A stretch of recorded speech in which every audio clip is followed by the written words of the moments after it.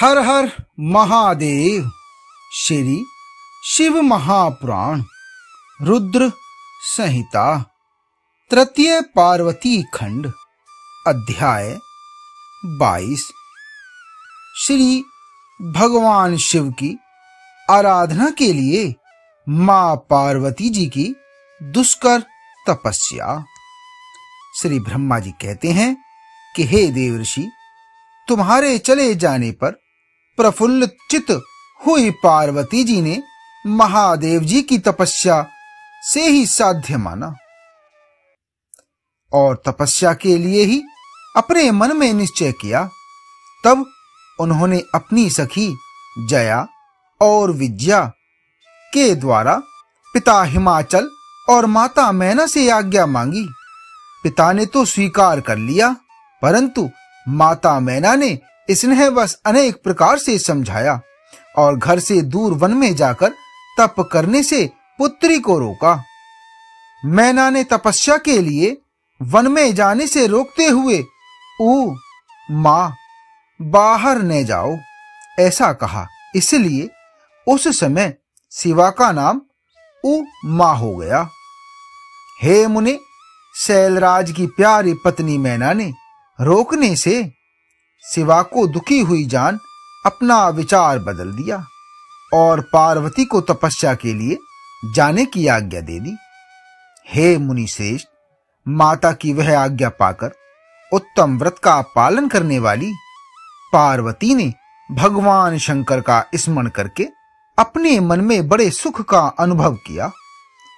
माता पिता को प्रसन्नता पूर्वक प्रणाम करके भगवान शिव के स्मरण पूर्वक दोनों सखियों के साथ वे तपस्या करने के लिए चली गईं। अनेक प्रकार के प्रिय वस्त्रों का परित्याग करके पार्वती ने कटी प्रदेश में सुंदर मूंज की मेखला बांध शीघ्र ही वल्लकल धारण कर लिए। हार का परिहार करके उत्तम मृग चर्म को हृदय से लगाया। वे तपस्या के लिए गंगा अवतरण अर्थात गंगोत्री तीर्थ को चली गईं, जहां ध्यान लगाते हुए भगवान शंकर ने कामदेव को दग्ध किया था। हिमालय का वह शिखर गंगा अवतरण के नाम से प्रसिद्ध है। वही परम उत्तम श्रृंगी तीर्थ में पार्वती ने तपस्या प्रारंभ की। गौरी के तप करने से ही उसका गौरी शिखर नाम हो गया। हे मुने, शिवा ने अपने तप की परीक्षा के लिए वहां बहुत से सुंदर एवं पवित्र वृक्ष लगाए जो फल देने वाले थे। सुंदरी पार्वती ने पहले भूमि शुद्ध करके वहां एक वेदी का निर्माण किया। ऐसी तपस्या आरंभ की जो मुनियों के लिए भी दुष्कर थी। वे मन सहित संपूर्ण इंद्रियों को शीघ्र ही अपने वश में करके उस वेदी पर उच्च कोटि की तपस्या करने लगी। ग्रीष्म ऋतु में अपने चारों ओर दिन रात आग जलाए रखकर वे बीच में बैठती और निरंतर पंचाक्षर मंत्र का जप करती रहती थीं। वर्षा ऋतु में वेदी पर सुस्थिर आसन से बैठकर अथवा किसी पत्थर की चट्टान पर ही आसन लगाकर वे निरंतर वर्षा की जलधारा से भीगती रहती थीं। शीतकाल में निराहार रहकर भगवान शंकर के भजन में तत्पर हो वे सदा शीतल जल के भीतर खड़ी रहती तथा रात भर बर्फ की चट्टानों पर बैठा करती थीं। इस प्रकार तप करती हुई पंचाक्षर मंत्र के जप में संलग्न हो शिवा संपूर्ण मनोवांछित फलों के दाता भगवान शिव का ध्यान करती थीं।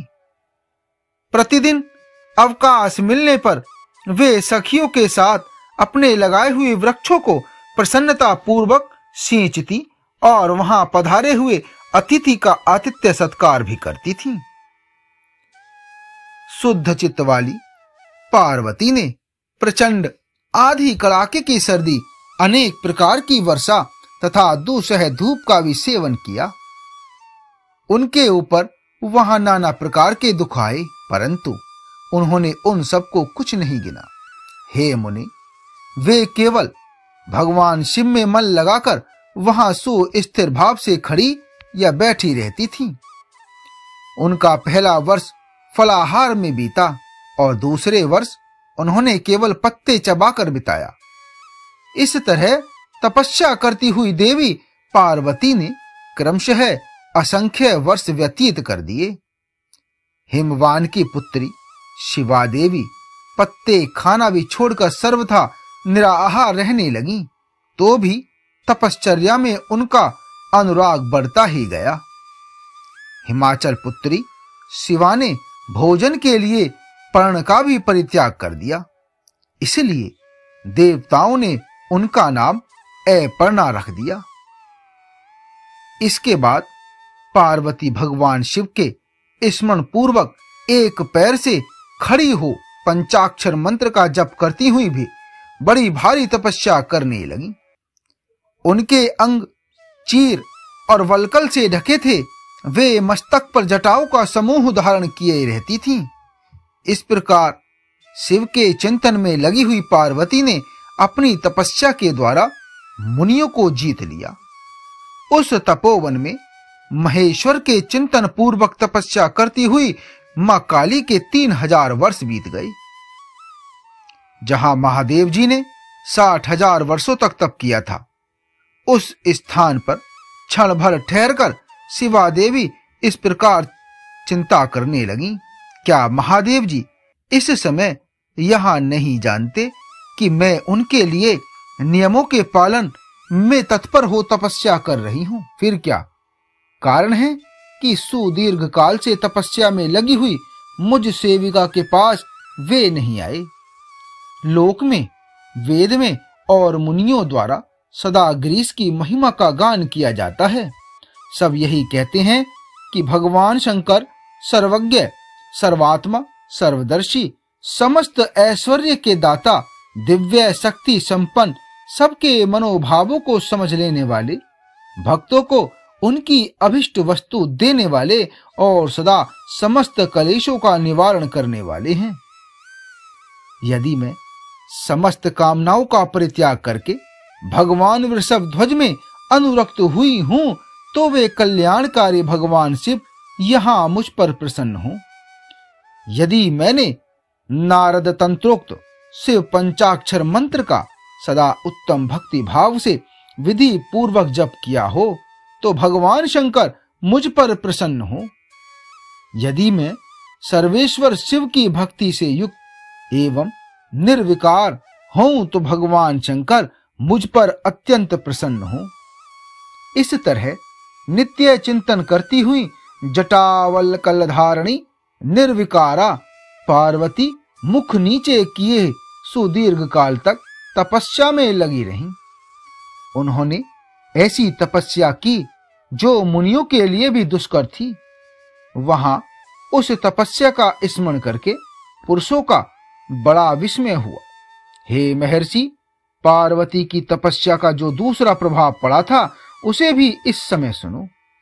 जगदम्बा पार्वती का वह महान तप परम आश्चर्यजनक था। जो स्वभावतः एक दूसरे के विरोधी थे, ऐसे प्राणी भी उस आश्रम के पास जाकर उनकी तपस्या के प्रभाव से विरोध रहित हो जाते थे।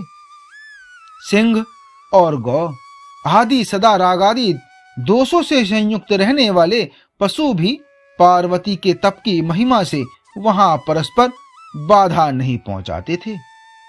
हे मुनि श्रेष्ठ, इनके अतिरिक्त जो स्वभावतः एक दूसरे के वैरी हैं, वे चूहे, बिल्ली आदि दूसरे जीव भी उस आश्रम पर कभी रोष आदि विकारों से युक्त नहीं होते थे।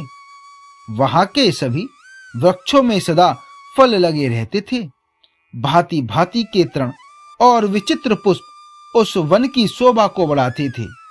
वहां का सारा वन प्रांत कैलाश के समान हो गया। पार्वती के तप की सिद्धि का साकार रूप बन गया। आगे का अध्याय 23 में। हर हर महादेव।